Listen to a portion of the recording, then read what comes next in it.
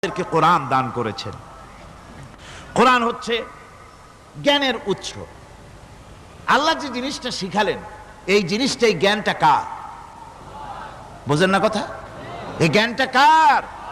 আল্লাহ পাকের। আমাদেরকে আল্লাহ পাক জ্ঞান দান করেছেন। জ্ঞান হচ্ছে দুই প্রকার, একটা হচ্ছে ওহীভিত্তিক জ্ঞান, আর একটা হচ্ছে গায়রে ওহীভিত্তিক জ্ঞান। ওহীর জ্ঞানটা আসে কার কাছ থেকে? চিল্লা এখন কার কাছ থেকে? আল্লাহর কাছ থেকে আসে ওহীর জ্ঞান। আর মানুষের কাছে যে জ্ঞানটা আছে, এটা হলো তার মন মস্তিষ্ক প্রসূত জ্ঞান। আমাদের কাছে যত জ্ঞান আছে, এই জ্ঞানটাকে আল্লাহ পাক বলেছেন ওয়ামা উতীতুম মিনাল ইলমি ইল্লা কালিলা, তোমাদেরকে খুব সামান্যতম জ্ঞান দেওয়া হয়েছে, খুবই সামান্যতম জ্ঞান তোমাদেরকে দেওয়া হয়েছে। আচ্ছা আপনারা বলুন, একটা ছোট্ট পাখি আটলান্টিক মহাসাগরের ভেতরে তার ঠোঁটটাকে ডুবিয়ে তারপরে